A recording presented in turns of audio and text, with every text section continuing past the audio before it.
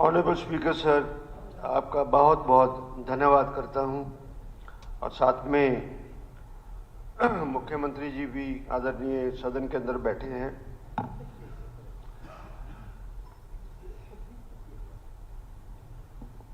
आदरणीय मुख्यमंत्री जी ने 79 पेज का बजट पढ़ा। ये लगता है कि हरियाणा के हिस्ट्री में एक इतिहास होगा।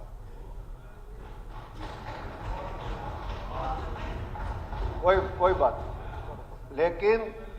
लेकिन भारत की फाइनेंस मिनिस्टर आदरणीय श्रीमती निर्मला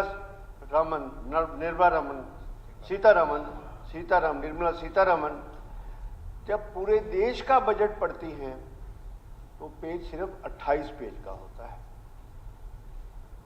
28 पेज में सारे हिंदुस्तान का बजट पढ़ा जाता है और एक स्टेट का बजट, वो बता रहे थे कि 14 रिपीटिशन थी। मैं बैठे बैठे कांटे मार रहा था कि कौन सी रेलेवेंट है, कौन सी रेलेवेंट नहीं है। उसमें कुल मिला के 28-30 पेज ही रेलेवेंट बनते थे। आदरणीय मुख्यमंत्री जी, पिछली बार आदरणीय मनोहर लाल जी ने बजट पेश किया, वो हमने कहा कि उनको लेंथी आप बजट देते हो या कुछ, उन्होंने 48 पेज का पढ़ा। 48 पेज, आपने तो उनका भी रिकॉर्ड तोड़ दिया। मतलब कुछ में कुछ लिखते कुछ करते। आपने 79 पेजेस का रेलेवेंट, वो एक है, मैं कहावत सुनाना नहीं चाहता भी, वो देखा था भी सांग कर रहा था, मैं तो डोल वाले तो अभी बढ़ाया किसने था, सांगी ने कुछ नहीं कहता। आपने अच्छी तरह स्पीच 3 घंटे बिना पानी पिए की। सबसे पहले मैं पिया, चलो ठीक है। सबसे पहले मुख्यमंत्री जी, आपने 25-26 बजट एस्टीमेट के अंदर 20,599 का रेवेन्यू डेफिसिट किया है। ये एक स्टेट के लिए बड़ा ट्रांजिशन है। आप अपनी इनकम, रेवेन्यू रिसीट को नहीं बढ़ा सकते, ये किसकी कमजोरी है? आप कर्जा लेके रेवेन्यू डेफिसिट को पूरा करते हो, ये परंपराएं गलत हैं। इस परंपराओं से देश तरक्की नहीं करता, प्रांत तरक्की नहीं करता। और उसके बाद सर, ऑनरेबल स्पीकर सर, आपको ये बता दूं मैं इस बात के लिए कि आप हमेशा ही पुरानी बातों को कंपेयर करते हैं। मैंने 10 साल जेबी देखे, आप मुख्यमंत्री हैं, स्टेट के लिए अच्छा करेंगे। जो 10 साल 2004 से 2014 में जो विकास हुड्डा साहब के टाइम में हुआ, जो इंफ्रास्ट्रक्चर आई, जो मेडिकल कॉलेज आए, जो इंजीनियरिंग आए, जहां पर और सड़कें बनी और शहर डेवलप हुए, पंचकुला डेवलप हुआ है, आप इस 10 साल में उसका बिल्कुल मुकाबला नहीं कर सकते। कोई भी मुकाबला कहीं से करके दिखा दो, किस चीज के लिए कितने पैसे खर्च किए आए थे, उनकी गिनती करूंगा तो लंबा हो जाएगा मुख्यमंत्री जी। और 2014-15 के अंदर जब आपको हमने सरकार दी थी, आपने सरकार ली थी, 2013-14 के अंदर रेवेन्यू डेफिसिट आदरणीय मुख्यमंत्री जी सिर्फ 3875 करोड़ रुपए था। You compare that in 10 years you have increased the revenue deficit 6 times, which is not good for the economy. उसके बाद सर, आपने अपनी बजट के अंदर स्टेट की आउटस्टैंडिंग लिखी। ठीक है, आपने कहां से डेटा लिया होगा, ठीक है, मैं उस डेटा को डिस्प्यूट नहीं करता, लेकिन वो फिगर है honourable chief minister sir, through honourable speaker के आपके मैं एड्रेस कर रहा हूं, 3,52,819 करोड़। वेयर एज ये figure reserve bank of India से हम अगर उठाते हैं तो वो आती है 3,69,000। ये भी 17,000 करोड़ रुपए और फालतू है आपके ऊपर कर्जा, जो रिजर्व बैंक ऑफ इंडिया आता है, वहां से हमने ये फिगर लगाई है। उसके बाद ये है कि आपने, जब हमने सरकार छोड़ी थी और आदरणीय मनोहर लाल जी मुख्यमंत्री बने थे, उस टाइम जो आउटस्टैंडिंग थी वो 67,572 करोड़ थी। पर उस टाइम इस बात के लिए बड़ा ये हुआ कि आपने उदय बीच में नहीं जोड़ा, आपने इलेक्ट्रिसिटी का बिल नहीं जोड़ा, आपने डिस्कॉम का नहीं जोड़ा। आप उस टाइम इस सदन के सदस्य थे, उस टाइम बाद में आप एमपी बने उस टाइम। चलो वो भी बढ़ा देते हैं, वो बढ़ा के हमारे टाइम में 79, क्योंकि आपने वो 11,000 बढ़ा दिया उसके बाद, तो 79,608 करोड़ आउटस्टैंडिंग अगेंस्ट स्टेट था। और जो आज के दिन में 3,69,02,41 करोड़ है। अब आप देख लीजिए कि अब स्टेट की आउटस्टैंडिंग कहाँ जाएगी। आप ये ऑन रिकॉर्ड इंटरनल की बात करते हैं, कुछ बातें ऐसी होती हैं जो बजट में नहीं लिखती, और हम जब कहते हैं सदन के पटल पर, जब बाहर कहते हैं तो आपका उधर से उत्तर आता है कि ये तो गलत इन्फॉर्मेशन। ये गलत इन्फॉर्मेशन नहीं है, हम सदन के आगे बिल्कुल सच्चाई रख के सारी फिगर्स आपको देंगे उस बात के लिए। स्मॉल सेविंग्स पीपीएफ जीपीएफ का जो लाइबिलिटी स्टेट के ऊपर है सर, वो 48,000 करोड़ है। उसके बाद आपने बजट के पैरा नंबर 22 के अंदर स्पीच के अंदर कहा है आपने कि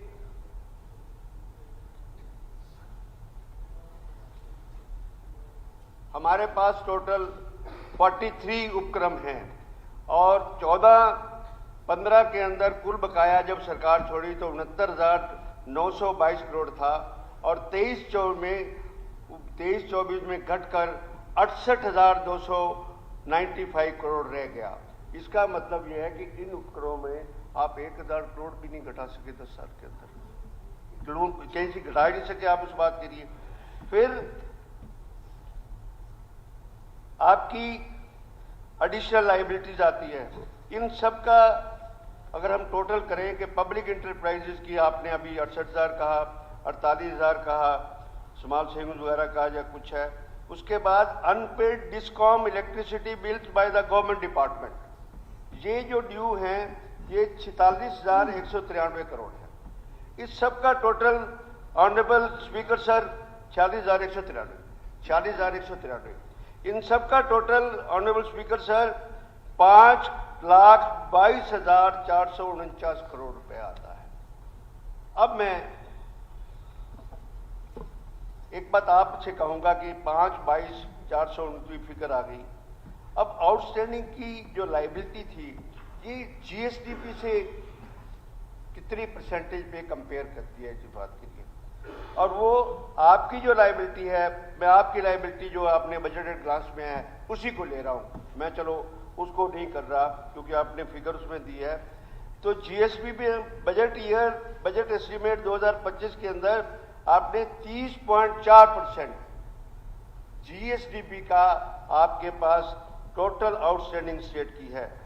लेकिन जब हमने सरकार छोड़ी थी इसीलिए कहा कि बार बार कंपेयर करना बंद कर दो कि उस टाइम ये था, उस टाइम ये था। उस टाइम जब सरकार छोड़ी थी honourable speaker sir, it was only 19.9%, 11% की इंक्रीज टोटल आउटस्टैंडिंग में आपके राज के अंदर हुई है, भारतीय जनता पार्टी के राज के अंदर हुई है। अब एक बात और आपके सामने मैं कहता हूं कि मैंने इनका टोटल किया, अब टोटल में फिगर बताऊंगा तो उसमें मैं उसको लमसम में आपके सामने कह देता हूं इस बात के लिए कि according to budget at glance 2014 का जो ऋण था वो 1,50,900 था और 14-15 में, और अब जो आता है आपके वो 5,22,000 करोड़ आता है। इसको जो आउटस्टैंडिंग टोटल है, और एक और फिगर बड़ी जबरदस्त हमारे सामने आती है, वो आती है कि हमारे प्रांत में लोगों पे कर्जा कितना है। ये बहुत रेलेवेंट बात है।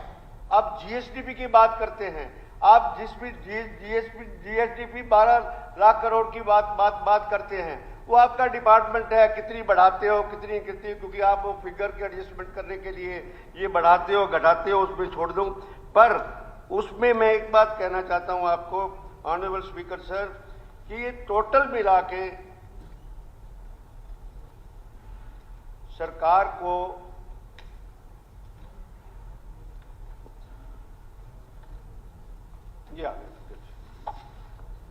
शेड्यूल्ड बैंक से मैंने पर्सनल लोन भी हैं, एग्रीकल्चर लोन भी है, इंडस्ट्रियल लोन भी है, किसान के कर्जे भी हैं, सारे हैं। वो है जी 5,82,106 करोड़, और ये टोटल मिल के बन जाती है सर 10,50,515 करोड़। और आपकी जीएसडीपी क्या है? आपकी जीएसपी है 12,13,951 करोड़। कितना कर्जा है हर एक नागरिक के ऊपर? आप उसका अंदाजा नहीं लगाते किसी हालत में। हर एक आदमी कर्जे के अंदर है। अब मैं इंडस्ट्री का, एग्रीकल्चर का, पर्सनल लोन का, मैं ये डाटा नेशनलाइज्ड बैंक का डाटा दे रहा हूं, मैं ये data reserve bank of India का डाटा दे रहा हूं। उसके हिसाब से आपकी लायबिलिटी 10 लाख करोड़ रुपए बनती है, और आपका जीएसटी जो है वो 12 करोड़ के हिसाब आता है। इसका मतलब ये है कि budget is a big failure. इसको इम्प्रूव करके और उसको करके उसमें कीजिए। अब उसके बाद आता हूं सर, आपने इंटरेस्ट पेमेंट जो है आप 2025-26 के अंदर 26,231 करोड़ रुपए कर रहे हैं। और जब आपने सरकार संभाली थी उस समय जो हमारी सरूडा साहब की सरकार के समय में 2014-15 के अंदर टोटल जो इंटरेस्ट पेमेंट थी, जो आउटस्टैंडिंग लोन के जो आपके अपने बजट के गजट में लिखे हैं, वो सिर्फ 6928 करोड़ रुपए थी। अब ये देख लोगे कितने 4 गुना आपने इंटरेस्ट पेमेंट बढ़ा दी। प्रिंसिपल तो आपके सामने बड़ी रहा है, उसमें और करने की बात है ही नहीं इस बात के लिए। और आपकी रीपेमेंट जो है वो दोनों सालों की बजटेड क्लास में लिखी हुई है, हम सब इस बात के लिए पढ़ सकते हैं।